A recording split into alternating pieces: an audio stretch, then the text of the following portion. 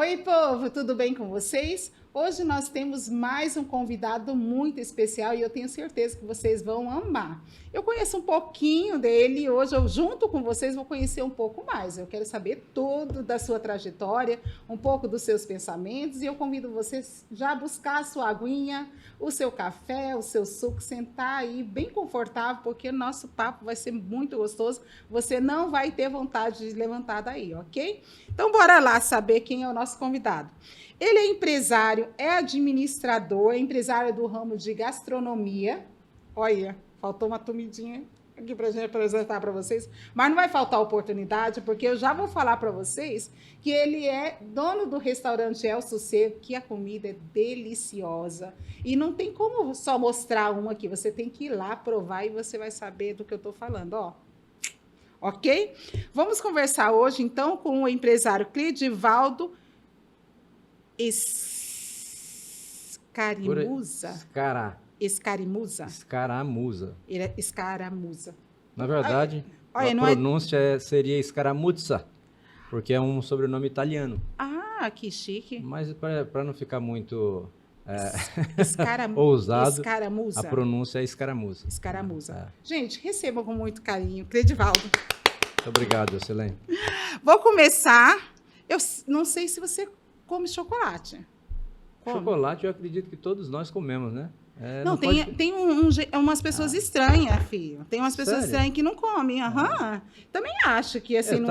Por exemplo, eu encontrei uma pessoa que ela não gosta de alface. É um negócio assim. Não, eu até não gosta entendo. de Não alface. gostar de alface, eu entendo. Agora, não gostar de chocolate, pode até não comer, mas não gostar. Não, Cleidivaldo, explica pra mim por que você entende uma pessoa não gostar de alface? Não tem gosto de nada. Tem. Se fosse assim, rúcula, eu ia Por isso que entender. talvez não goste, porque não tem gosto de nada. Não, olha, chocolate realmente tem uns estranhos que declara não gostar, eu acho que mas ele não conta. Exceção não conta. pode não dever comer, mas que é gostoso, que é bom, é. Mas isso aí de vez em quando não tem problema, não. Bom, Ainda mais um prestígio, né? Olha, essa não sei se você come prestígio, mas é uma forma de dizer que é um prestígio, um grande privilégio para mim ter você aqui. Obrigado. Eu que... Muito obrigada. Que fico honrado aí pelo seu convite, né? E hoje tá conhecendo aí o Max, cara sensacional que tá ali nos bastidores nos auxiliando. Max é né? Então, para mim que é um prestígio de estar aqui para a gente conversar um pouquinho e falar um pouquinho da minha trajetória e da minha história para você e para os seus aí telespectadores, né, que fala? Isso, também. Vamos lá, Cleidivaldo, você nasceu onde? Pois é, eu sou filho da terra, aqui do estado de Rondônia, né? Eu nasci numa cidadezinha próxima aqui de Cacoal, Ouro Preto do Oeste. Meus pais vieram para cá, meus pais vieram na década de 70. Seus pais são de onde? Eles vieram de onde? Meu pai veio do Paraná e minha mãe, assim, ela é de origem paulista, né? Ela é paulista e meu pai era paranaense. Os dois já partiram. E eles vieram tentar a vida aqui. Naquela época, né, muitos imigrantes vinham do sul, do sudeste do Brasil para tentar a vida aqui no estado de Rondônia, né? Era o estado que estava em desenvolvimento, estava desbravando o estado de Rondônia. E muitos, assim como os catarinenses, gaúchos, acho que Rondônia é feito de todos os estados brasileiros, esse né? Mix, né? Essa miscigenação do Brasil aqui no estado de Rondônia é muito positivo, né? E eles vieram nessa época, começaram a vida aqui e eu nasci lá em Ouro Preto. Olha que bacana. E você sabe informar por que Ouro Preto? Como que eles vieram? Como que eles souberam de Rondônia? Então, em relação à situação da cidade de Ouro Preto, eu não sei. Na verdade, eles vieram para Ji-Paraná, né, na época. Eu nasci em Ouro Preto porque eles tinham uma propriedade rural ali próximo, né, de Ouro Preto. E na ocasião, eu acabei nascendo em Ouro Preto por uma questão de logística e tal, mas eles moravam no sítio, ali perto entre Ji-Paraná e Ouro Preto. E aí, eu só nasci em Ouro Preto, né, na verdade. Então, eu não sei a origem da cidade. Muito legal você ser rondoniense. Me diz uma coisa, e quando que vocês vieram para Cacoal? Cacoal, nós viemos para cá em 91. Eu fui, como eu te falei, meus pais são falecidos. E eles faleceram logo assim, quando eu era recém-nascido, meu pai faleceu e logo em seguida minha mãe, acometida de um câncer, faleceu também. E aí eu fui criado por uma irmã que hoje é a figura que eu tenho como mãe, essa minha irmã e o meu cunhado, né? Então, os meus pais que me adotaram, né, como filho, foi a minha irmã e meu cunhado. E ao passar do tempo eles vieram para Cacoal, que foi em 91. Nós chegamos aqui em 1991 e eu comecei minha trajetória profissional vendendo alimentos já. Em 92 para 93, eu comecei a vender pão com carne moída aqui em Cacoal. Então Gente, pão com carne moída. É uma delícia, né? Não é? Não, ele não vence. Não, minha mãe fazia os pães, né? Fazia os pães, não. Nós comprávamos os pães francês. Ela fazia uma carninha moída que só ela sabe fazer e colocava numa caixinha de isopor e eu saía. Naquela época tinha muita cerealista aqui em Cacoal. Hoje praticamente não tem mais. É verdade. Que vendiam arroz, feijão a granel. Você ia lá e comprava meio quilo, 200 gramas, 5 quilos, né? Não era assim? Sim. Tinha uma fileira de sacos e estavam os alimentos ali. Então eu saía para vender esse pão com carne moída. Isso com quantos anos? 12 anos. Ah, começou bem cedo. Na verdade, eu comecei com 8 anos vendendo alface, que ninguém... Que eu encontrei uma única estranha que não gosta. Alface lá em Rio Branco, no Acre. Nós moramos em Rio Branco também, quando eu tinha 8 anos. Nós tínhamos uma propriedade pequena lá, próximo da cidade. E eu já comecei minha carreira de empreendedor vendendo alface, vendendo batata, abóbora, quiabo, gilolá em Rio Branco, com 8 anos de idade. Olha. Aí com 12 eu já cresci um pouquinho, já fui vender alimento. Então, essa parte da gastronomia, ela tá no meu sangue desde criança. Eu pulei uma parte. Você falou Rio Branco. Quando você foi para Rio Branco? Você nasceu em Ouro Preto? Nasci em Ouro Preto. E aí o meu cunhado, que é meu pai, sempre gostou de terra também, e foi tentar a vida em Rio Branco, porque as terras lá em Rio Branco eram mais baratas e tal, e ele foi para Rio Branco em busca de ter um pedacinho de terra, né? E ficamos um período em Rio Branco, e graças a Deus retornamos para Rondônia de novo, que é meu estado natal. Quando vocês retornaram para qual município? Voltamos para Ji-Paraná, mas só por uma questão de logística, mas a ideia de quando nós saímos de Rio Branco já foi Cacoal. Nós fomos para Rio Branco em 86 e viemos para Cacoal em 91. Ficamos quase 5 anos em Rio Branco, voltamos para Ji-Paraná, passamos pouco tempo e já viemos para cá. Olha que bacana. E você falou que a ideia já era vir para Cacoal. Você lembra por que Cacoal? Por que não Ouro Preto, não Ji-Paraná, que já estavam, né? Cacoal, assim, como eu era muito jovem, eu não tinha conhecimento, porque eu penso que é em detrimento de Cacoal ser uma cidade de referência. Desde aquela época, as pessoas falavam muito sobre Cacoal, né? A cidade estava em pleno desenvolvimento, tinha muita cerealista, como eu te falei. Meu pai trabalhava nesse ramo também, de sacaria, né? Meu pai foi saqueiro, né? Isso que me criou. E aí ele veio para cá em 91 para trabalhar com o Nilton Capixaba. Quando o Nilton veio do Espírito Santo, ele abriu uma cerealista aqui, que é onde é o Hotel Catuaí hoje. Ali era uma máquina de café que foi... Sim. Foi do Nilton Capixaba. Meu pai trabalhava para ele de saqueiro. E naquela época, eu comecei a vender pão com carne moída. Ali tinha algumas, né? Sim, várias. Naquele trecho ali. Várias. Da máquina do Nilton para baixo ali, tinha acho que umas 5 ou 6, né? Até algumas fotos a gente consegue encontrar, às vezes, na internet, ou as pessoas mandam daquele trecho ali com máquina aqui na Marginal da BR, eu acho que tinha, sei lá, acho que a última foi a Ouro Verde, que era aqui próximo da Cerâmica Rosalino, depois uma próxima ali do Bar do Peninha. Isso. Né, as remanescentes que ficaram, né? É verdade.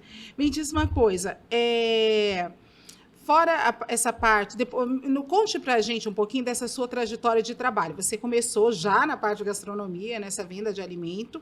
E aí, o que você fez depois disso? Então, eu não tinha como projeto de vida empreender na área da gastronomia, né? Na época, quando eu vendi pão com carne moída, foi por uma necessidade. Né? Não foi algo que veio na minha mente, né, de empreender nesse ramo para crescer na área da gastronomia. Foi para ajudar na renda de casa, e na época era muito difícil, né? Meu pai trabalhava de saqueiro, mas eu precisava ajudá-lo. Mas o meu sonho e o meu objetivo era ser um profissional, né, de uma grande empresa. E aí, em 91, 92, né, fui para o ensino médio. Em 94, eu entrei no ensino fundamental, ensino médio, lá no Carlos Gomes. E eu conheci uma pessoa que tinha sido gerente da Coca-Cola, da fábrica aqui. Porque na época em Cacau tinha uma fábrica da Coca-Cola, né? Daqui você se recorda disso. Sim. E o meu sonho era entrar numa grande empresa. Eu estudei no Carlos Gomes também. Sério? Uhum. Talvez a gente até estudou no mesmo período lá, né? Que ano você estudou lá? Você tem jeito de ser mais novo? Será? Sei. Não sou tão novo assim não, tá? Hoje eu só pareço ser novo, mas não sou tão novo também. Tá ótimo, tá ótimo. Então não vamos deixar esse negócio de idade de um lado. Vamos pular essa parte. Então vamos. E aí, eu conversei com essa pessoa e pedi um auxílio para que eu conseguisse entrar. Porque naquela época, a fábrica da Coca-Cola, você tinha dificuldade até para falar com os gestores, com os gerentes, né? Você chegava ali, tinha uma portaria com os vigilantes, tudo armado e tal. Lembra? Era desse jeito.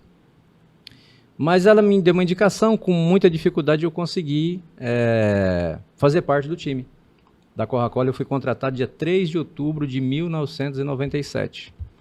E aí eu me recordo na época que eles faziam uma seleção, eles perguntavam para você assim, você quer participar para concorrer a que cargo?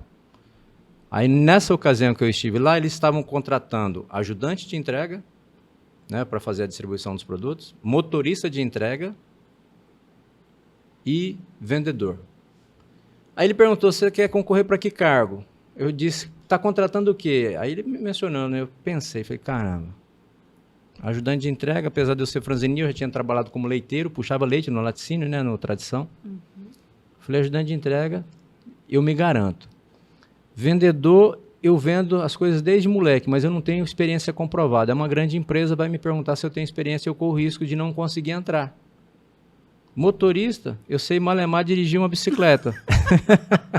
Como é que eu vou participar para ser motorista? Aí eu disse assim, ajudante de entrega. Aí beleza, fui para o processo seletivo para ajudante de entrega. Participei da prova e tal, já estava terminando o ensino médio, estava no terceirão, contabilidade lá no Carlos Gomes. E aí fiz a prova, consegui passar na parte, né, teórica. Aí veio para a etapa de entrevistas. Entrevistas, ficou, acho que, se eu não me engano, não me recordo, mas eles estavam contratando mais de uma pessoa para o cargo de ajudante. Acho que eram uns 3. E selecionaram lá, acho que uns 5 ou 6 para a entrevista. Eu sentadinho ali olhando, na época, eu pesava 65 quilos. Era só a capa do Batman. Aí eu olhei para aqueles garotos, assim, todos jovens, né?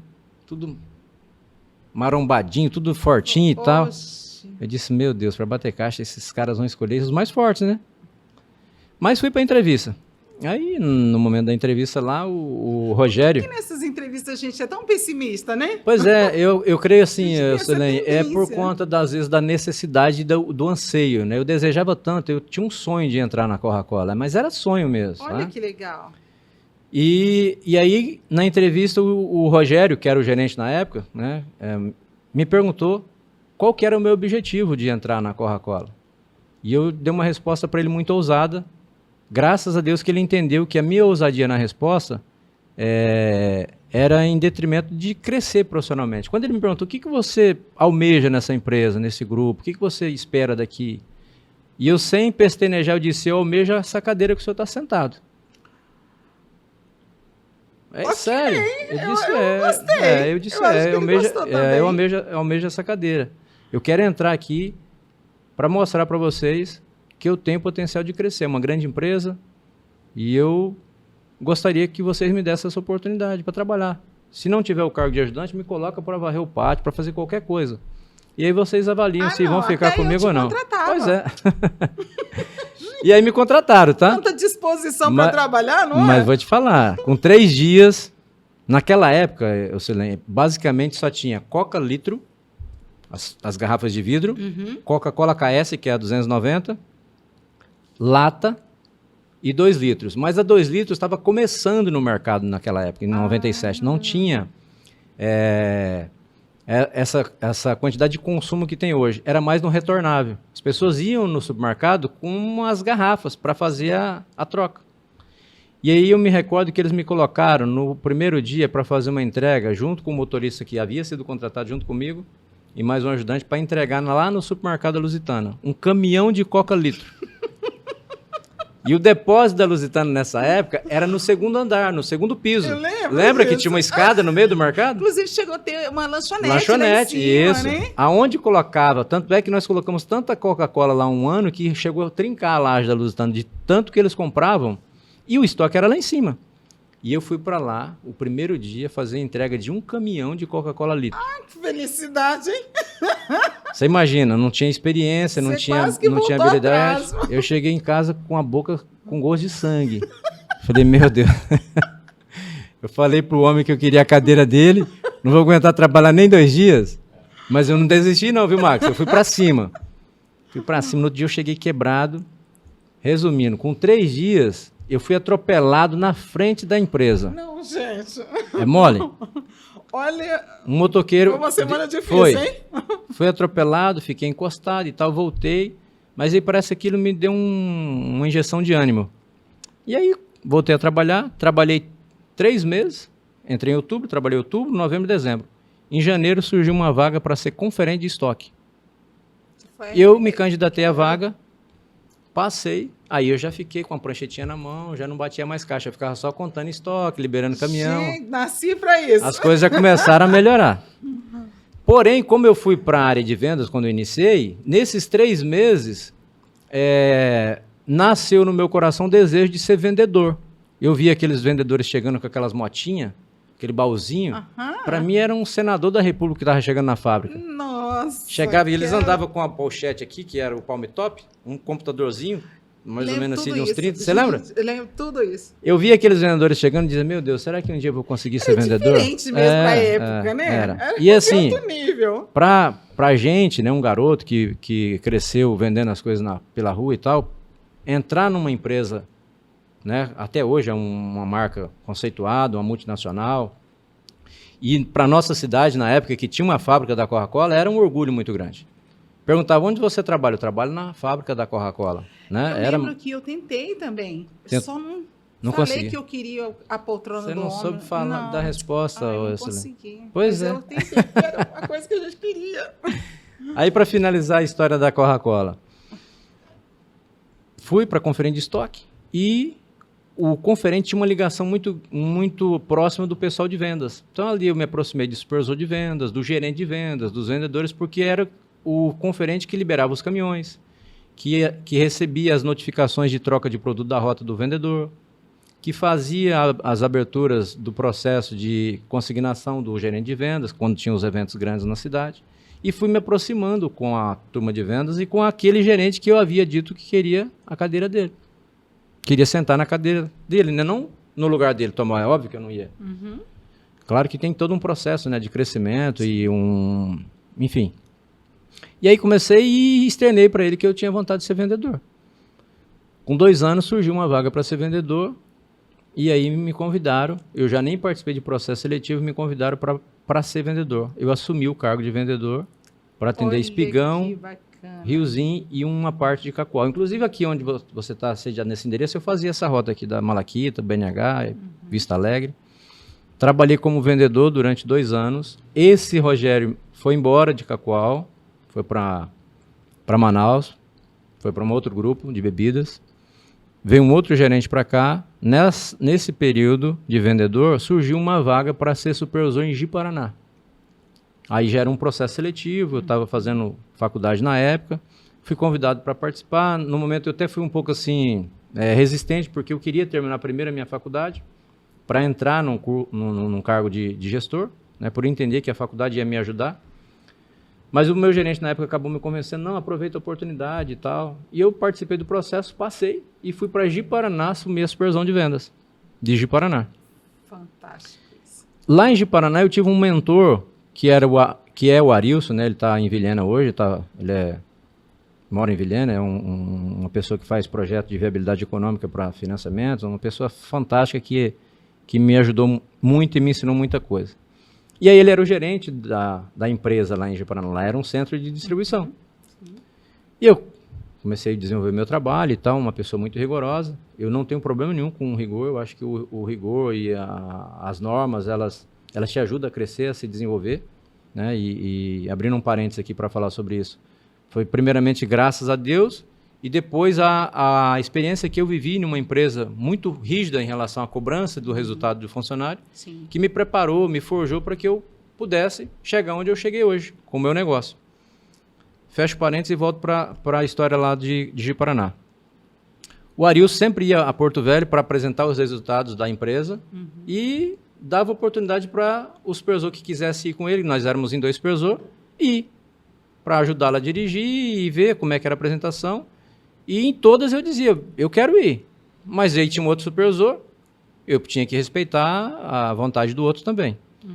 Só que o outro deu umas pisadas de bola, fez o compromisso de ir com o Arilson e acabou na hora, que a gente saía muito cedo, saía 3 horas da manhã para chegar lá 8 horas e já apresentar, para não perder, e já terminava a apresentação meio-dia e voltava, chegava de noite, no dia estava no pé do 8. E aí esse outro supervisor deu uma pisada de bola, não foi umas vezes, aí o Arilson começou só me convidar para ir com ele. E eu fui e tal, e no Grupo Simões, que era o grupo da época aqui da região norte, detentora do direito de produzir produtos Coca-Cola na região norte, tinha um plano de carreira. O que era o plano de carreira? Eu acredito que tem até hoje. O cara, para ser promovido lá, ele tinha que preparar o sucessor dele. E o Arilson era gerente do CD e estava sendo preparado para assumir a gerência geral de uma fábrica. Só que ele só ia ser promovido se ele preparasse o sucessor para ficar no lugar dele. E aí, numa ocasião, ele falou, cara, eu vou te preparar para ficar no meu lugar. Falei, opa, tô dentro. Vamos para cima. E fui trabalhando, e nós fomos para uma reunião em Porto Velho. E aí ele fez até uma surpresa, porque ele já tinha me comunicado no passado, que estava me preparando e tal. Aí nós fizemos a apresentação de resultado lá da nossa região. E nesse dia a reunião ia se estender até às 18, até a parte da tarde, às vezes entrava à noite adentro. Aí na hora que deu o intervalo para o almoço, o seu Hélio, que era o gerente da fábrica de Porto Velho, disse assim, olha, nós vamos dar uma pausa para o almoço, e após o almoço nós vamos retornar, e a pauta que nós vamos discutir, falou as pautas lá que eu não me recordo, o que marcou foi quando ele disse assim, a promoção do Cleidivaldo para ficar no lugar do Arilson. Uau! Para mim foi uma surpresa, né? O Arilson está indo para Rio Branco, estava tudo certo. Tudo certo. O Arilson está indo para Rio Branco, assumir a fábrica de lá, e o Cleidivaldo vai ficar sendo gerente do CD de Ji-Paraná. Deu tudo certo, fui promovido e tal. Não foi fácil, porque o supervisor que estava comigo, nós éramos em 2. Era o gerente e os 2 supervisores que cuidavam da rota. O gerente foi para Rio Branco, eu fiquei no lugar dele. O supervisor que estava lá, que já era mais antigo que eu, se sentiu menosprezado, digamos assim. Hoje, inclusive, meu amigo, Carlos, pediu as contas. Ficou revoltado, pediu as contas. De 3, só ficou eu no cargo de gerente, sem os 2 supervisores, porque eu era supervisor também. Eu fiquei sem ninguém. E aí, o que acontece? Quando você perde um pouco da liderança, da parte da base, né, da operação de vendas, as vendas fizeram isso.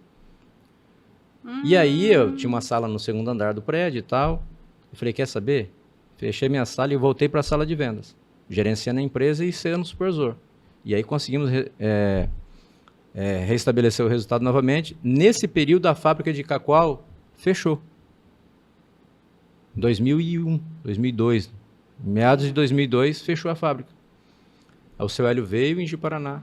Disse, olha, a partir de agora, você não vai ser gerente só de Ji-Paraná mais. Nós vamos levar você para Cacoal. E você vai assumir Cacoal, Ji-Paraná e Vilhena. Para que pouco desafio? Você pode ter muito, muitos. Né? E aí, eu não sentei na cadeira do Rogério, eu sentei na cadeira que era do gerente da fábrica. Não era mais fábrica, era um centro de distribuição. A cadeira já estava velha, né? Aí foi para uma cadeira melhor. E aí, resumindo, depois nós recebemos a visita aqui da diretoria de Manaus e tal, me conheceram, eles não tinham vindo por aqui ainda. Ficou sabendo da minha história. Surgiu uma oportunidade em Porto Velho para ser regional, gerente comercial do estado de Rondônia, e eu fui para Porto Velho em 2007. Ser gerente da parte de vendas, porém, de todo o estado de Rondônia.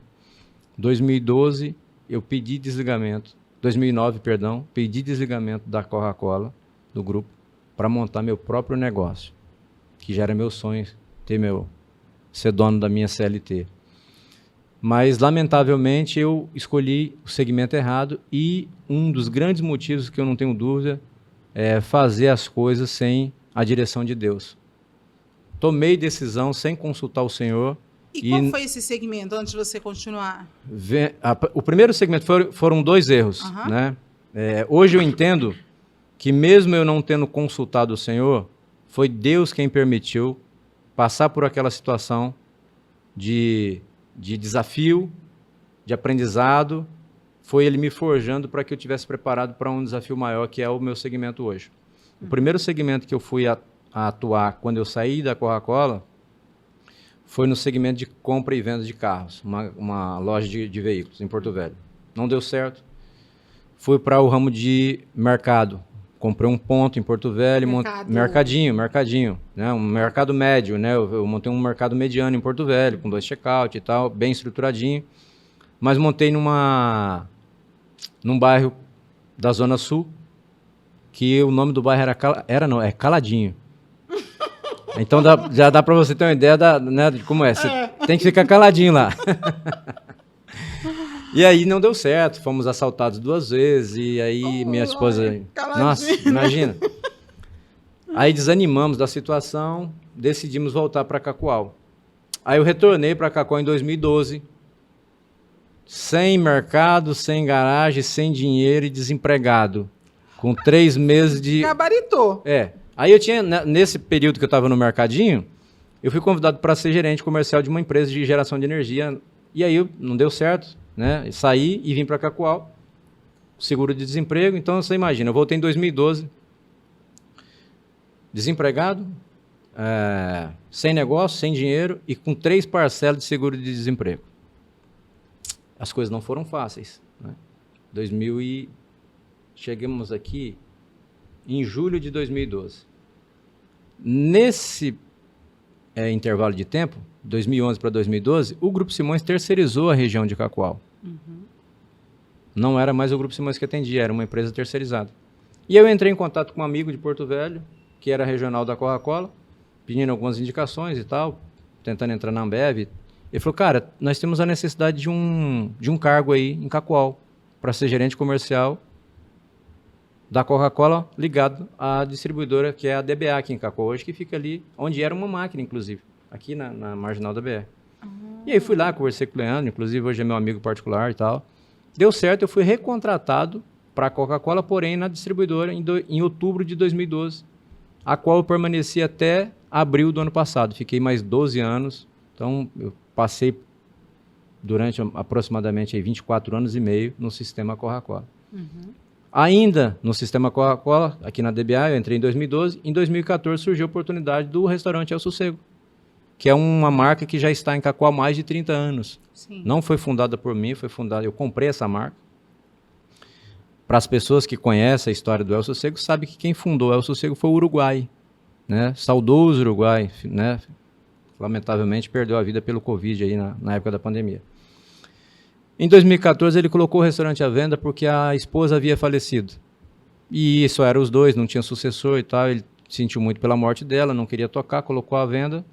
E eu, mais uma vez, ousadamente, me coloquei à disposição para comprar. Fomos lá, negociamos, compramos e tal.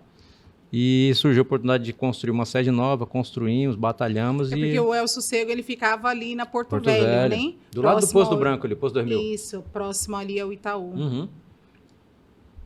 Comprei o restaurante dele em 2014.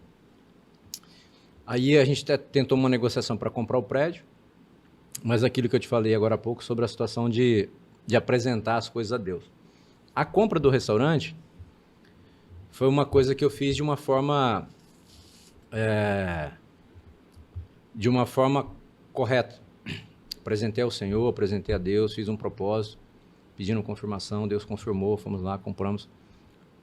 Tivemos dificuldades, né? Às vezes as pessoas interpretam, mas eu consultei a Deus, fiz um propósito e tal. Tive conhecimento de que Deus aprovou e mesmo assim passei por lutas, passei por dificuldade, mas o próprio Senhor Jesus nos deixou um alerta que nós teríamos aflições neste mundo, né? Ele disse, no mundo tereis aflições. Mas tem vírgula. Pois é, mas aí ele completa. Mas tem de bom ânimo. eu venci o mundo. Ou seja, nós também, com a ajuda do Senhor, podemos vencer. Então, a dificuldade, ela vai existir em qualquer segmento de trabalho, de negócio, né, em qualquer área da nossa vida. A vida não é um mar de rosa, a vida é cheia de dificuldade, né? Às vezes tem aquele dia que você levanta de manhã, alguém já pisa no seu pé logo na saída, né? Então, mas assim, eu penso que essas coisas, Silene, são coisas que vai te preparando para desafios maiores, né? Quando a gente entende isso, a gente sofre menos do que quando a gente rejeita, né? Uhum. Porque a palavra também diz, quem ama, corrige. Sim. Né? Então, se a gente está sendo corrigido, se a gente está sendo forjado, é porque a gente está sendo preparado, né? O processo lá para apurar o ouro é um fogo de altíssima temperatura. Então, ele passa por um processo de dificuldade. E às vezes não é nem tanto correção quanto ajuste, né? Com certeza. Para que possa ser realizado ali Sim, o que o Senhor quer na vida da pessoa. Precisa fazer alguns ajustes, às vezes precisa polir, né? Claro. Às vezes desentortar. Isso. E aí isso é dolorido. Não é fácil, não. Que maravilha! Nós chegamos aí no restaurante e eu quero justamente te perguntar qual que é o maior desafio que você encontra nesse ramo, no seu restaurante? São quantos anos que você já está com El Sossego? Nós adquirimos em 2014, né? Nós estamos em 2023, são 9 anos que está na nossa gestão.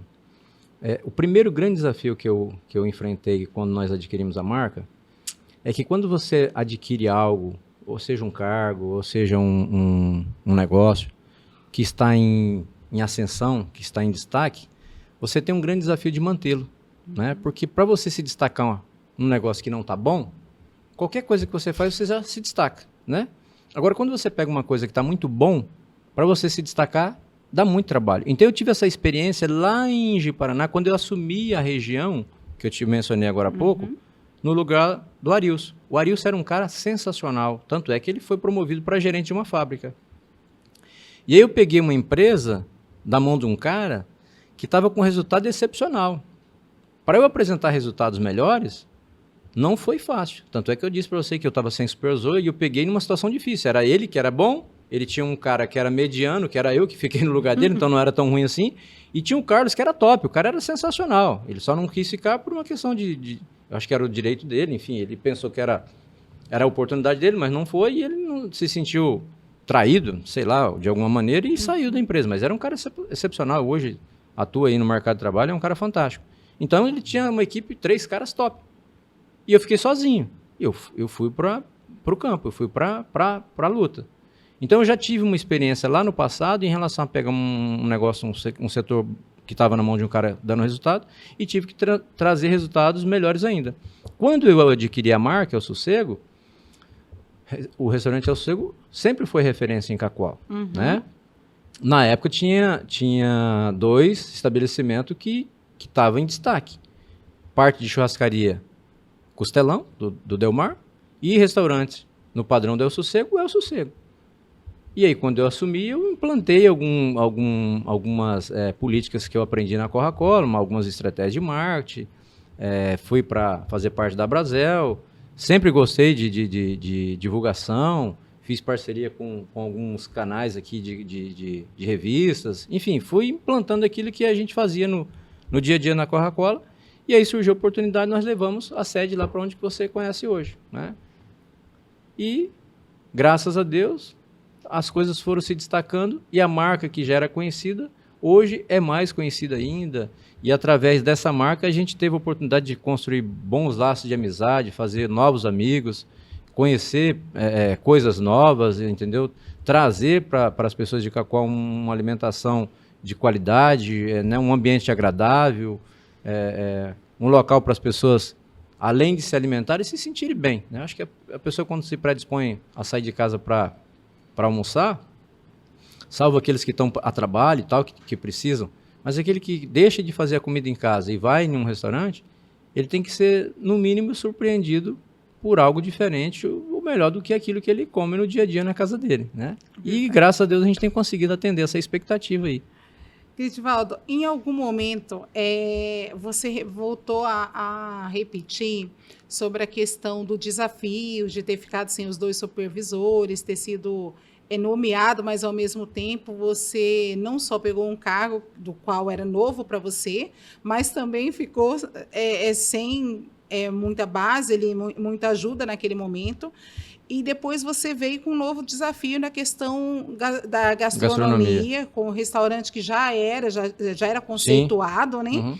Algum momento você pensou em desistir, partir para outro ramo, fazer outra coisa, não lutar essa batalha? Assim, é óbvio que tem momentos da nossa vida que a gente treme na base, né?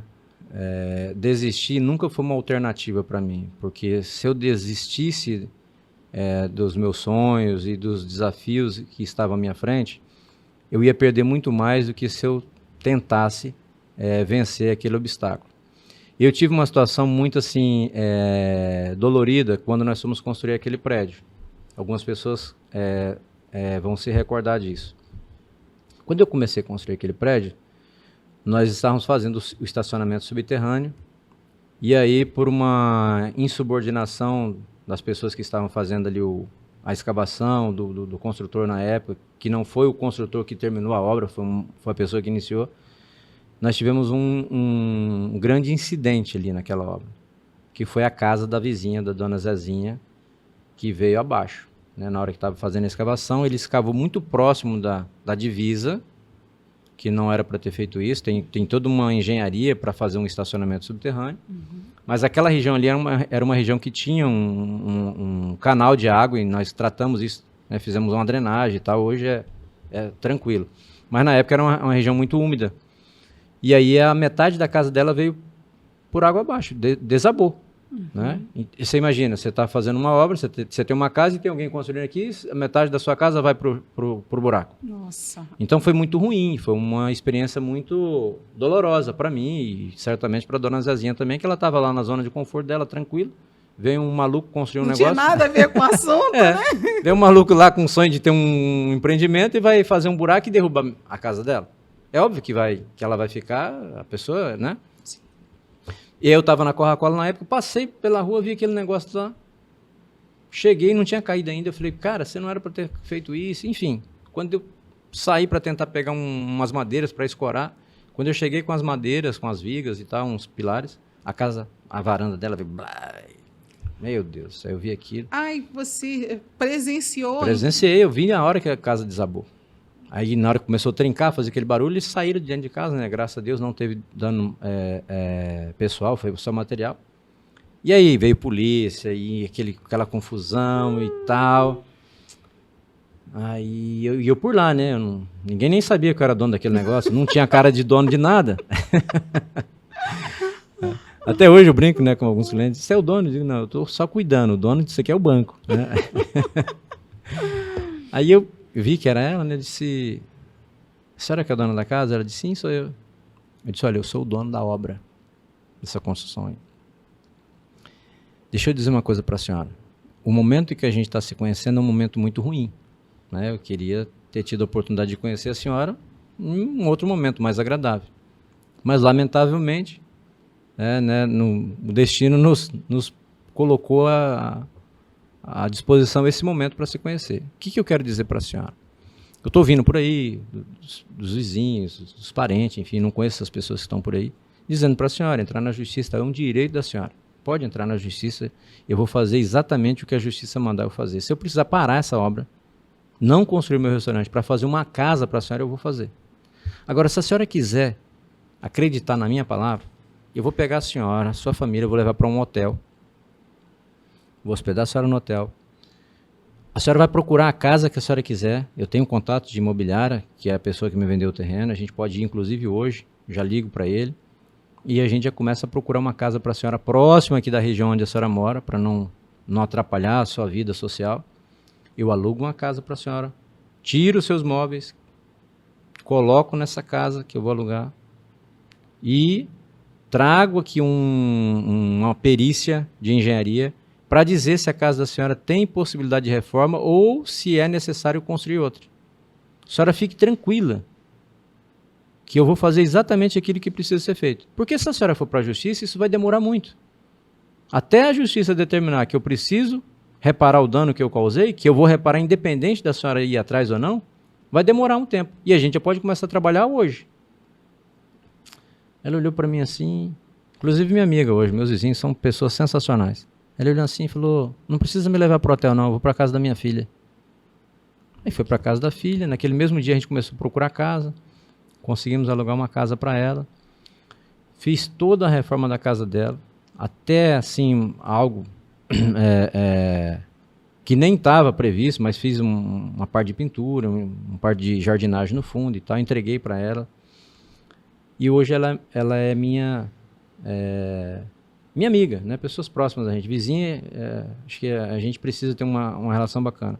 Então, quando você perguntou em relação a se passou pela minha cabeça algum momento de pensar em desistir, não tinha como eu desistir, porque eu estava diante de um momento de aflição, de angústia, de dificuldade, mas eu não podia desistir, porque eu tinha uma série de coisas por trás, de pessoas e de famílias e de sonhos, que dependia da minha determinação, da minha força de vontade, da minha dedicação para vencer.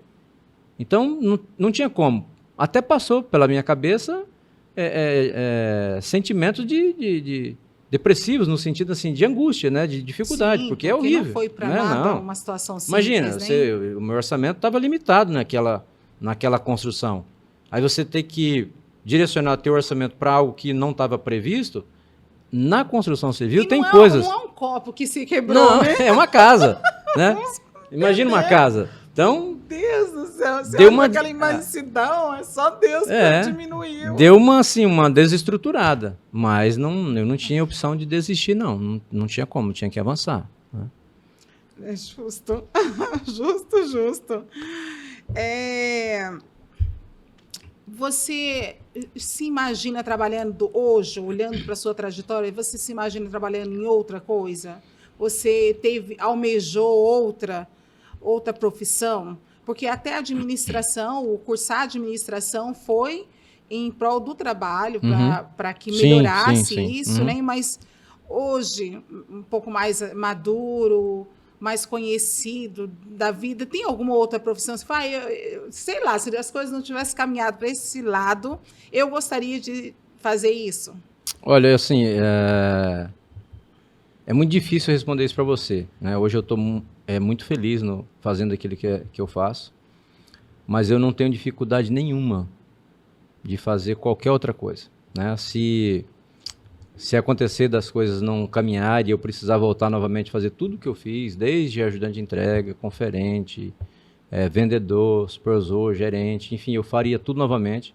E se surgir uma outra profissão, um outro segmento, um outro negócio para eu atuar, que seja necessário e que eu vou abençoar a vida das pessoas e que a gente vai compartilhar, né, a prosperidade, eu faria com o maior prazer. Mas hoje, sinceramente, eu não tenho algo assim para dizer para você, Silene, tem algo que eu gostaria de fazer? Não tem, mas se surgir a oportunidade ou a necessidade, eu faria com o maior prazer. Eu costumo dizer para minha equipe e para minha família o seguinte, não faz sentido a gente ser próspero e não proporcionar prosperidade na vida de outras pessoas, né? Eu sempre fui assim, muito envolvido, né, politicamente falando, na melhoria da onde a gente vive. De vez em quando, eu pego o telefone, ligo para um secretário, ligo para um departamento da cidade. Quando eu vejo alguma coisa que eu posso colaborar, eu colaboro.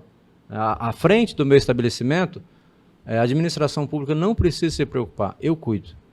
Eu cuido, deixo limpinho, aquela lixeira comunitária, todos os dias pela manhã a gente lava com água, com sabão, deixa limpinho, porque se eu quero um lugar bacana para eu viver, eu tenho que colaborar para que esse lugar seja de fato bacana, né? Eu tenho um ambientezinho ali na frente do restaurante que o meu sonho era deixar aquilo ali aberto, para a população usufruir daquilo, né? Aquele lugarzinho que você vê por ali, um banco, um puffzinho, é um incidente, né? De uma rosa do deserto, né? Então, assim, gente, eu gostaria que a gente tivesse aquilo disponível para a população, mas, lamentavelmente, as pessoas não estão preparadas para isso, né? Então, em detrimento dessa minoria, que não é a maioria das pessoas são pessoas de bem, assim, né? Tem uma minoria só que que tem esse comportamento inadequado. E aí, por conta dessa minoria, a gente às vezes acaba não proporcionando um ambiente, né, disponível para a população usufruir. Mas eu tenho convicção de que a gente precisa fazer a nossa parte. Não adianta só cobrar do poder público sem que eu, como cidadão, né, não faça a minha parte. Eu tenho que fazer a minha parte também. Muito, muito bom. No início aí da sua fala sobre essa questão do abençoar, me fez lembrar uma frase que em alguns projetos eu utilizei e utilizo, às vezes vou mandar uma lembrança para os meus clientes, mas essa frase eu conheci de uns amigos meus que moram em outro local e, na verdade, o pai da minha amiga tinha no carro essa frase, dizendo: um dia sem abençoar o outro é um dia desperdiçado. Perfeito. E assim me chamou muita atenção, porque eu convivi com eles e eles tinham isso na vida. Eu lembro que ele me ajudou muito no momento que eu precisava, um momento muito importante. E aí eu fui agradecer ele, porque naquele momento eu não tinha ninguém que pudesse me ajudar e o que ele estava fazendo não tinha como pagar. E aí ele pegou e falou assim: eu não estou fazendo nada para você, porque no que eu te abençoo, eu estou atraindo bênção para mim. Então, na verdade, que eu estou sendo egoísta e pensando só em mim, em ser abençoado. Então, assim, esse pensamento de abençoar o outro, sabendo que aquilo também retorna para você, é uma coisa... E tem outra coisa também, né, que às vezes as pessoas acham que abençoar alguém é só você ir lá e dar para a pessoa recursos, dar para a pessoa valores e tal, e nem sempre é só isso, né? Você pode abençoar a vida de outras pessoas com um sorriso, com comportamento, com tratamento diferenciado. É ruim quando você vai em algum lugar ou é atendido por alguém de uma forma assim, rude, de uma forma mal-humorada, né? É tão bom quando você conversa com as pessoas e aquela pessoa te transmite paz, te transmite felicidade. Você sai dali, né, vislumbrado, você sai animado, te melhora até o seu dia. Então você pode abençoar a vida de outras pessoas de várias maneiras, né? Acho que não é só com recurso financeiro, né? Sim, uma coisa que eu aprendi na vida é que sorriso é de graça. Sim, então, com certeza. Por que você não vai passar isso para o outro, né? E tratar bem as pessoas, né? Acho que é lógico que tem situação ou outra que a gente tem divergência de entendimento, de pensamentos e tal, de opiniões, mas nem por isso você vai desrespeitá-lo e vai tratar, né, de uma forma mal educada. Exato. Falando sobre a questão ainda da sua profissão, do seu trabalho, qual que é a sua maior satisfação? A minha maior satisfação, Silene, é poder proporcionar para as pessoas momentos agradáveis, né? Quando a gente faz uma comida que a pessoa vai lá, se alimenta, sai de lá satisfeito, né, com o nosso atendimento, com o nosso conjunto, né, de produtos que a gente oferece, porque a gente não oferece só alimento, a gente oferece uma experiência para o nosso cliente. Sim. Então, quando eu consigo satisfazer a necessidade do meu cliente, isso aí é a minha maior satisfação. É poder colaborar, mesmo que seja pouquinho, com a melhoria do dia a dia das pessoas. Que maravilha. Teve alguma situação durante esse período, do restaurante, eu digo, né, assim, que te marcou mais de forma negativa? Ah, sim, a pandemia. Sem sombra de dúvida. A pandemia, ela assim, ela veio e veio de uma forma muito, como que eu diria, mas de uma forma assim muito dolorida, no sentido de informação. Aquilo que chegou para nós, é claro que foi algo assim muito triste que aconteceu no mundo, né? Mas a notícia que chegava é que a gente ia pegar esse negócio no ar, do nada. Quando a gente fechou o restaurante, nós ficamos um período fechado, né, com as portas fechadas mesmo. Nós fechamos o restaurante, se eu não me engano, foi no dia 20 de março de 2020. Coloquei uma faixa lá na frente, liberei todos os funcionários, vamos para casa, e a gente ficou enclausurado, sem sair de dentro de casa. E aí, naquele momento, foi muito mais angustiante do que quando eu citei o exemplo para você que a casa da vizinha caiu. Porque a gente estava com toda aquela estrutura, matéria-prima na câmara fria, dispensa cheia de coisa, com boleto para pagar, salário, sem faturamento. Incerteza, né? A gente não sabia quanto tempo ia durar. Isso, só porque que a casa você sabia que vai custar, só que no mas vai resolver. fundo, a gente tinha uma esperança de que aquilo seria resolvido com 6 meses. Sim. Não era? Tinha. A gente sabia que tinha toda aquela situação de risco e de perigo, mas a esperança que a gente tinha é que em 6 meses estava resolvido. Eu fazia conta, não, vamos vencer. Com 6 meses a gente volta de novo e tal, a reserva aqui a gente chega até ali, dali para frente a gente vai para banco, pega um financiamento e tal, mas aí deu 6 meses, deu 1 ano, e foram 2 anos de pandemia. Graças a Deus, e eu digo isso assim com muita tranquilidade, é que nós tivemos, a nível de estado de Rondônia, nem tanto, mas tivemos uma ousadia das autoridades, e em Cacoal muito mais quando o Fúria assumiu, se eu não me engano, o Fúria assumiu em 2021. Em janeiro de 2021, o Fúria assumiu e ele comprou a briga de que nós não iríamos fechar o comércio. Nos ajudou muito isso. Então, o administrador público de Cacoal fez com que nós, do comércio, e consequentemente a população, porque a população depende do comércio. Quantos colaboradores trabalham lá, né, no comércio, enfim.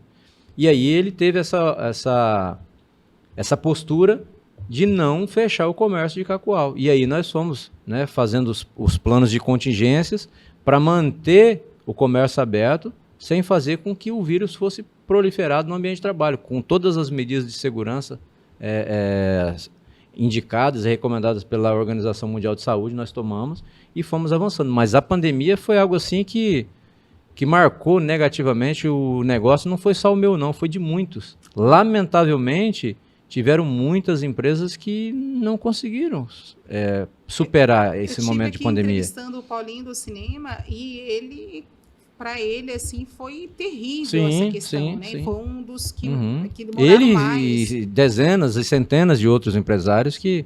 quebrou. O negócio dele, o nosso ainda era comida e tal, mas o dele teve que encerrar. Né? Não tinha... Quem ia para o cinema? Você está do lado do outro? Sim, né? Porque eu lembro que a parte gastronômica ainda conseguiu, assim... o distanciamento, exatamente. Né? Mas cinema não tinha essa opção, porque estava dentro de uma sala, todo mundo fechado. Foi realmente um dos últimos. Nós temos 45 meses hoje no restaurante, né? Sempre tivemos isso. Na pandemia, a gente teve que ficar com 15 meses. Mas quando nós retornamos, no primeiro dia que nós retornamos após a liberação para abrir, eu me recordo que nós vendemos 5 refeições. Aí você imagina um negócio daquele tamanho para vender 5 refeições. Né? Imagina.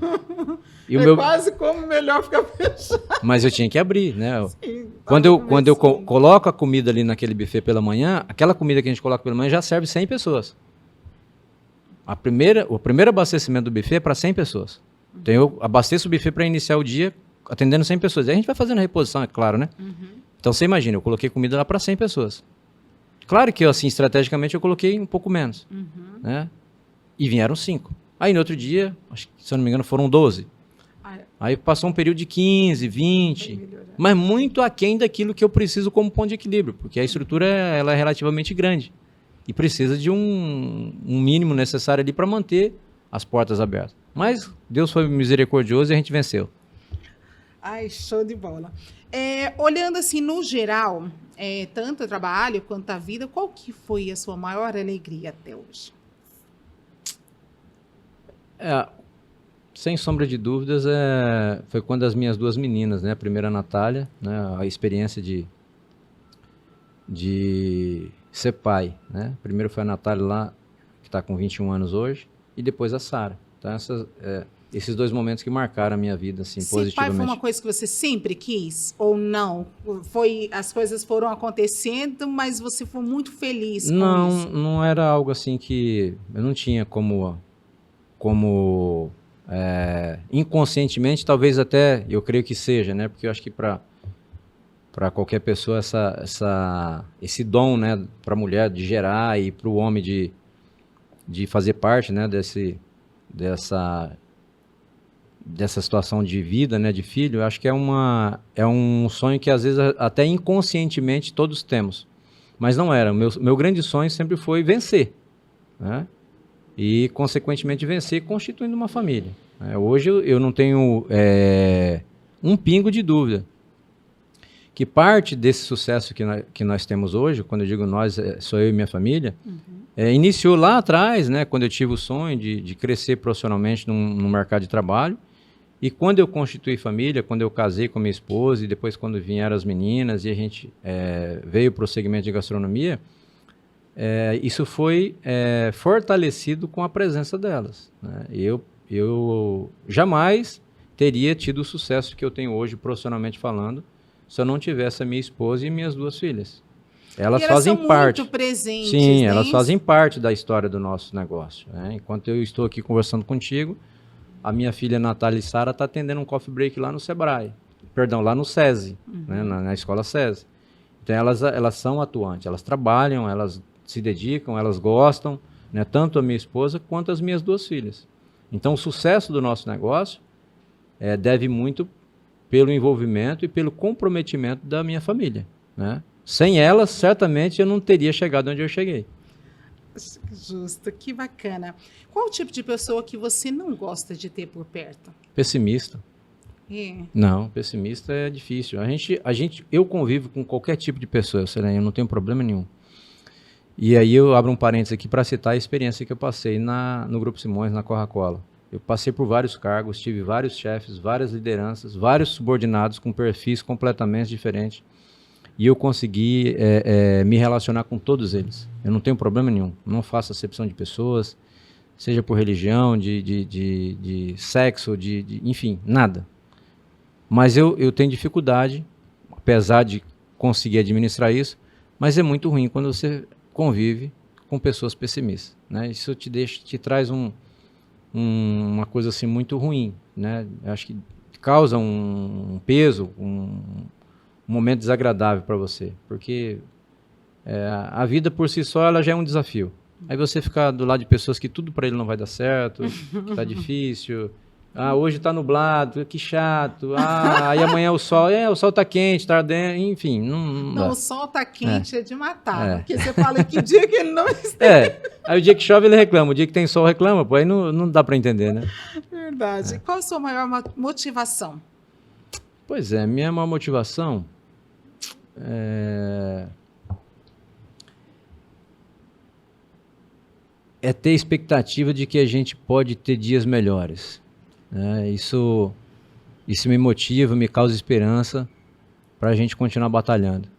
A gente vê num país onde a gente de fato tenha como usufruir daquilo que nós produzimos. O Brasil é um país sensacional, um país de pessoas comprometidas, trabalhadoras, dedicadas, e assim, quando a gente coloca na balança o nível das pessoas, a fertilidade da nossa terra, o que a gente produz, há um desequilíbrio. Lamentavelmente, a gente não usufrui daquilo que a gente produz hoje, né? Claro, uma série de questões por trás disso aí, que eu não vou entrar nesse mérito agora, mas uma das coisas que me motiva é ter esperança para a gente continuar batalhando e acreditando de que a gente vai conseguir fazer com que o Brasil seja reconhecido ainda como um país de primeiro mundo. Uau, eu gosto muito. Deixa eu te perguntar uma coisa, você falando sobre o Brasil, você é uma pessoa viajada? Não, eu tenho algumas experiências, já fiz algumas viagens fora do país, já fui para Colômbia, Canadá, fui para o Caribe, Brasil, vários lugares do Brasil, Nordeste, Sul, Sudeste. Mas eu me considero que eu não sou viajado, não, porque eu ainda tenho muita coisa para conhecer aí, né? Certo. Um pouquinho a gente conhece. Desses lugares, qual que você mais gostou de conhecer? O Canadá marcou para mim. Muito organizado, limpinho, um lugar fantástico, um lugar assim que se eu tiver oportunidade eu volto. Que bacana. Muito bom. Maravilha. Bora lá.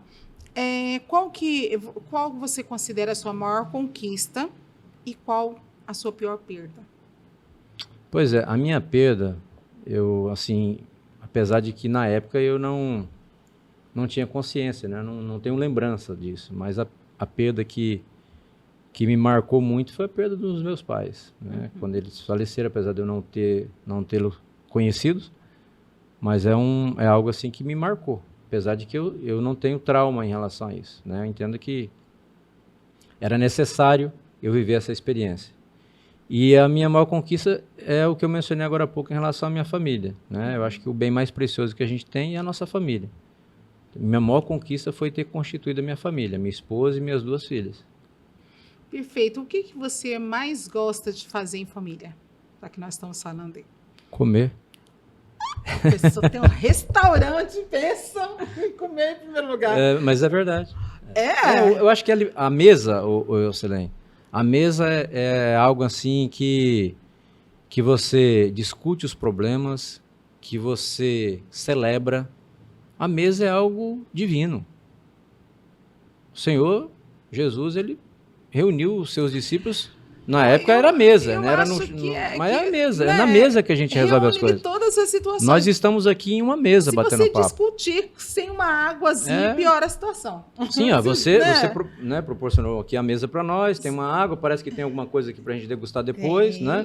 Olha então, que delícia. Olha aí, é na mesa. As conquistas são celebradas em uma mesa. Pode até ter outras celebrações posteriormente à mesa, mas inicia num jantar, num almoço, né, num almoço de negócio. É na mesa que a gente se resolve as coisas. Né? E eu acho que suaviza também, né? Sim, porque, tipo assim, você tá triste ou você tá, não sei, bravo, aí você vai comendo, vai conversando, já melhora. É isso aí. Abre um sorriso. Gosto. E a sua maior conquista? A minha maior conquista eu já perguntei isso? foi a situação da família, né? A constituição da minha família. Não, eu voltei na pergunta, na verdade, respondendo isso, o que vocês gostam de fazer em família? Sim, é comer mesmo, é se reunir, fazer um almoço, uma janta. O almoço eu acabo não fazendo, né? Porque a gente almoça no restaurante. Quem é boa de cozinha é a Sara, tá? Minha filha caçula, ela faz uma janta que eu vou te falar. Não, as suas 2 filhas são maravilhosas. Gente, elas são muito meigas, são muito queridas, são muito educadas. São mesmo. São maravilhosas. Me diz uma coisa. Define para mim a sua trajetória. Como que você definiria?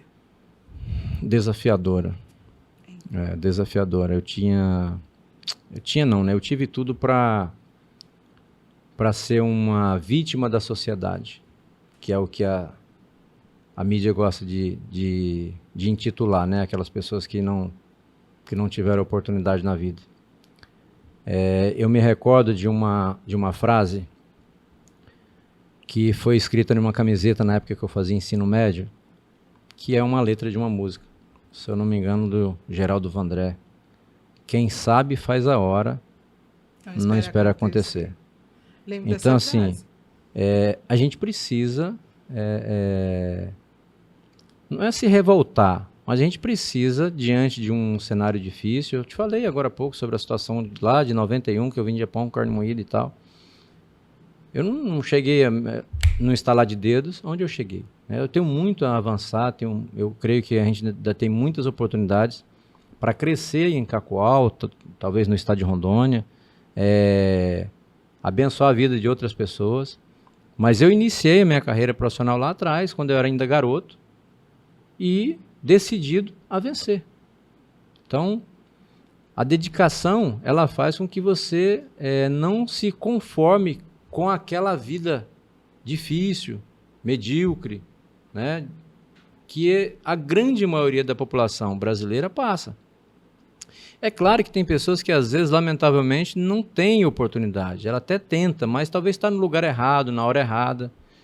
Eu, graças a Deus, tive oportunidade e soube aproveitar as oportunidades. Agora é óbvio, eu errei, eu te falei agora há pouco, né? Montei a situação de revenda de carro, deu errado, o mercadinho deu errado, teve dificuldade nas coisas que estão dando certo.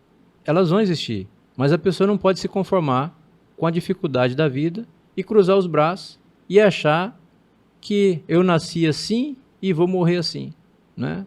A gente tem que batalhar e tentar escrever a história de uma forma diferente. Perfeito.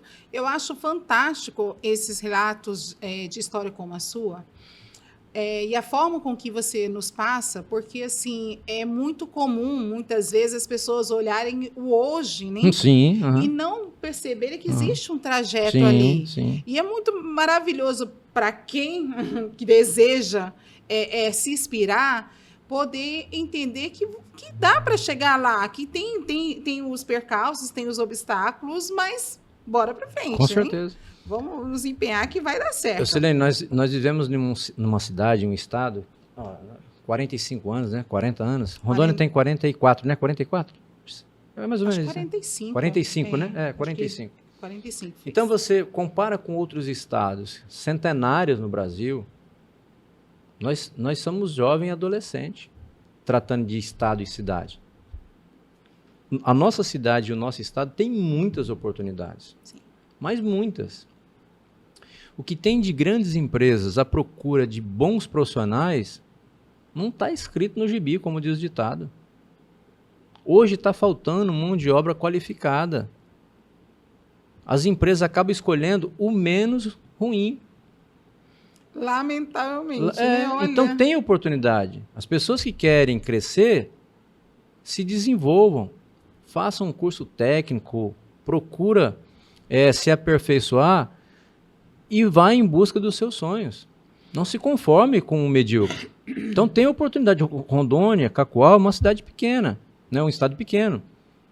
Mas a pessoa pode começar aqui, ir para um grande centro, para São Paulo, Belo Horizonte, Rio de Janeiro, para uma multinacional, enfim. Mas tem que dar o passo, tem que colocar o carro para rodar, senão, né, não pode ficar esperando as coisas cair do céu. Sim, isso me lembra da sua fala lá, quando você foi procurar emprego na Coca-Cola, Uhum. que o principal, na minha visão, que ele viu em você, não foi a fala. Não foi a vontade de crescer. Mas foi a vontade, Sim. exato. A ousadia. Hoje, o que a gente ouve, assim, quase que unânime dos empresários, é que ele não está enxergando isso, hein? É. As pessoas vão falar, que hora que tem que estar mesmo? Uhum. Aí tem que fazer o quê? Mas não vai dar para mim, porque eu gosto de dormir até às 10. Pois é, lamentavelmente não dá, né? Mas tem muita gente boa, tá, Silene? Sim, tem muita gente boa. Sim. Tem muitos jovens aí comprometidos, que estão enganjados, estão estudando, batalhando para crescer. Eu acho que talvez até por conta do método, né, que foi utilizado no passado aí, de gestão, de uma política de assistencialismo, acabou fazendo e criando essa cultura em algumas pessoas, né, de cruzar os braços e esperar chegar de mão beijada. Então, assim, a parte política e pública, ela tem uma contribuição, ao meu ver, muito grande em relação a isso. Uhum. Ela acabou formando, né, esse conceito na mente de algumas pessoas de esperar deitado em berço esplêndido. Eu já tive situação em entrevista de dizer que eu ia contratar, pedir documentação, e a pessoa dizer, mas se você for registrar minha carteira, eu não quero. E aí depois eu acabar descobrindo que estava fazendo... é um outro desafio do empresário, né? Que estava fazendo uso de um benefício do governo e tal, e aí ela preferia ganhar 30% do valor que ela ganharia trabalhando, de carteira assinada, sem registrar a carteira. Então veja a mentalidade medíocre. Mas pessoas humildes, pessoas simples, que eu até entendo que foram... doutrinadas a pensar dessa forma, né? Então, o poder público ele acaba contribuindo para que a parte da população tenha esse comportamento, lamentavelmente. Certo. Antes de dar a sequência, gostaria de agradecer a panificadora Bom Sabor, que é ela que mandou para a gente esses salgadinhos, que, gente, olha, bate um ventinho aqui e ele vem. Tá uma delícia, então muito obrigada, tá? Um beijo para todos os colaboradores. Se alguém... Nós vamos colocar aqui, vai estar o endereço e o telefone, entre em contato. Gente, salgadinhos, você vai fazer aquela festa? Vá lá, foque, tá? Porque é delicioso. A minha última pergunta para ti, e depois nós vamos ver um pouquinho de fotos, e nós vamos comentar um pouquinho dessas fotos. Resume para mim quem é Credivaldo Escaramuza? Escaramuza. Você vai acertar, acertou. Ó, eu disse agora há pouco para você que a gente ainda tem muito que avançar. Mas hoje, se acabasse aqui, né, se a minha trajetória encerrasse aqui como ser humano, né, se eu partisse dessa para melhor, eu resumiria que eu sou um vencedor, né? sair de onde eu saí, das circunstâncias em que eu passei e chegar até aqui. Claro que sem Deus eu não teria chegado, né, nesse padrão de família, de negócio, mas eu me considero um vencedor, né, porque ter tido uma infância sem pai, sem mãe, que poderia ter causado um trauma, né, na minha cabeça, na minha mente, por ter ficado órfão, por ter tido tantas dificuldades quando criança e quando adolescente, por ter rejeitado várias ofertas aí do mundo de drogas, enfim, uma série de coisas que teria me levado para um estilo de vida deplorável. Então, chegar onde eu cheguei sem nunca ter me envolvido com isso e sem nunca ter tido comportamento de vítima da sociedade, eu não tenho outra palavra a não ser dizer que eu venci. E eu finalizo essa resposta usando um versículo da Bíblia. Até aqui nos ajudou o Senhor. Então, até aqui o Senhor tem me ajudado. E eu tenho certeza que Ele vai continuar me ajudando para que eu continue vencendo cada desafio que é me colocado no dia a dia. Que legal, muito bom. Vamos dar uma olhadinha em fotos? Vamos lá. Aqui nós vamos reproduzir e você comenta pra gente. Você selecionou só algumas, né? Não colocou todas, né? Conte essa parte, eu não sabia desse... A primeira? Vamos lá. Ô, Max, volta aí, Max. É a sequência? A pessoa tá. A primeira é essa aí, ô, Max? Essa. Essa aí eu tava fazendo um pedalzinho. Eu e o Fábio. Esse que tá do lado do governador é Fábio, meu amigo. Você é desportista? Eu pratico, assim. Eu gosto de pedalar, corro. Nada profissional. É só por uma questão de cuidar da saúde mesmo. Perfeito. Aí o deputado Cirone lá no restaurante, tomando um cafezinho comigo. Fazendo uma visita. Quem que é essa pessoa do lado aqui? Sou eu tô sem barba, tá vendo? Ó o prefeitão, meu prefeito. Aí o prefeito também, prestigiando lá o nosso estabelecimento, Fúria. O Cássio Góes, deputado. Aí voltou Seu Zé Catarina, isso aí nós temos uma propriedade de sócio lá no Mato Grosso. Aí a gente tá colhendo essa melancia da nossa terra lá, tá? Olha que bacana. Seu Zé. Ele de novo, isso aí ele tava internado, tadinho. Olha como é que ele tá. Mas tá animado, tá internado, mas tava internado, mas tava feliz. Aí isso aí é um exemplo para mim de motivação, tá? Se eu tiver, legal. Eu brinco com ele, digo, seu Zé, se eu tivesse a metade da disposição e da vontade de vencer que o senhor tem, eu ia ficar rico ainda, tá? Isso é lá na Isso é lá na fazenda. Isso aí é almoço do vaqueiro, tá? Aí, ó. E olha, não a pessoa é dedicada ao trabalho, hein? Isso aí não é só pra tirar foto, não, tá? Tava trabalhando mesmo. Você vê que o vaqueiro tá suado. Olha aí a marmitinha. Não é como que chama? Não, tem um outro nome. Boia fria aí. É boia fria. Esse é meu irmão. Fazendo uma limpeza lá na beira da estrada. Você tem quantos irmãos? Nós somos em 12. Nós éramos em 12, né? Já perdemos 4 irmãos. 12? 12. Somos de 12 irmãos. Isso aí mas trabalhou bem? Foi. Hein? Isso aqui, ó. Amigos, sobrinhos. Todos sobrinhos. Esse de bonezinho amarelo é meu irmão. O resto é sobrinho e filha. Minha filha lá atrás, minha esposa. Esse rapazinho do lado da minha esposa é meu sobrinho, que mora no Canadá. Esses 2 alemãozinhos que você tá vendo na frente aí são canadenses. Olha, a gente tava andando de kart. Esse aqui cabeludo, ele tem cara de canadense. Esse aqui. Esse também, os 2 distrairia. São. A gente tava brincando, fazendo uma corridinha de kart. Gosto de andar de kart também. Isso foi aqui no... Ali na pista, indo pra Andreasa. Aí o vaqueiro aí, ó. Perdido no meio do mato lá. Aí a gente tava aprendendo as picanhas. As crianças? As picanhas, tadinha. Plantio de abóbora, na verdade. Plantio adoro. Isso é minha família. Eu, minha esposa e minhas 2 meninas lá atrás. Que bacana. Aí voltou aquela, acaba indo pra roça. É isso aí. Sim. Isso aí eu e minha esposa em São Paulo, numa feira que nós participamos lá. Meio friozinho. Pescaria. Vocês viajam muito em família? Pois é, agora as meninas crescendo e tal, a Natália já fez uma viagem para a Europa sozinha, a Sara tá na iminência de fazer uma sozinha, tá começando a dar uma desvencilhada, né? Eu acredito assim que das poucas viagens que nós ainda iremos fazer junto, a próxima agora é em Porto Alegre, os 4, mas a tendência é as 2 irem e depois nós 2, eu e a esposa.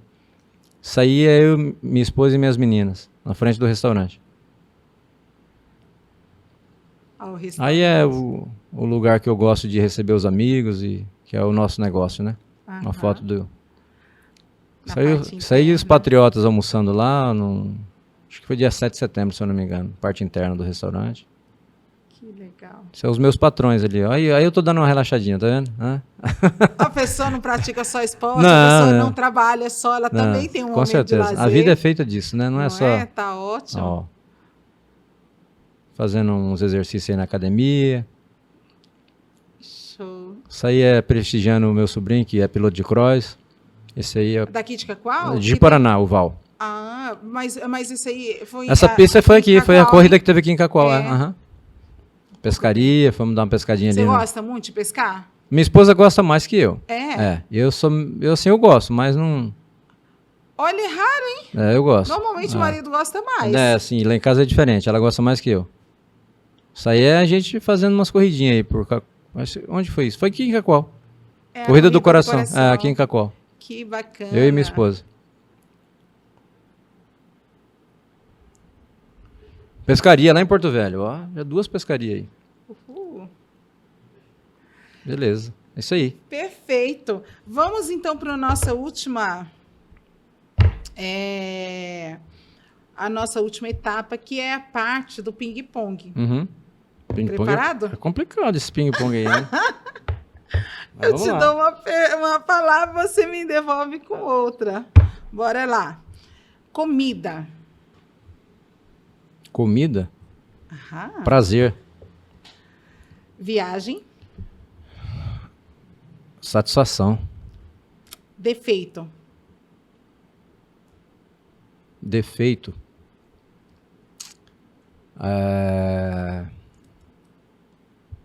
Defeito. Difícil falar de defeito, né? Com outra palavra.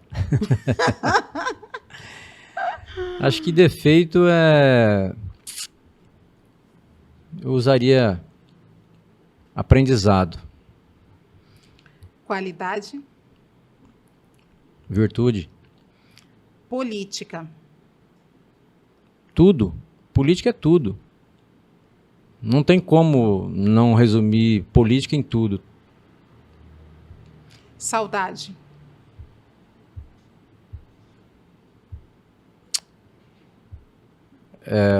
Saudade de algo que eu não conheci seria aquilo que eu mencionei agora há pouco, que foi algo que me deixou... Não tem nem como te responder isso com uma palavra. Eu diria os pais, né? É uma saudade que...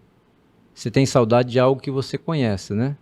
De algo que gostaria de ter vivido. Mas a saudade que existe e eu tenho 2 saudades, né? Tem uma parte na Bíblia que fala que a gente tem saudade do céu, mas a gente não teve no céu ainda. Então são 2 saudades de ter tido a oportunidade de sentir essa saudade de fato dos meus pais e a saudade do céu, de algo que nos espera. Perfeito. Cor. Verde. Lugar. Cacoal. Você é um apaixonado por Cacoal? Completamente. Tu consegue imaginar a sua história em outro lugar?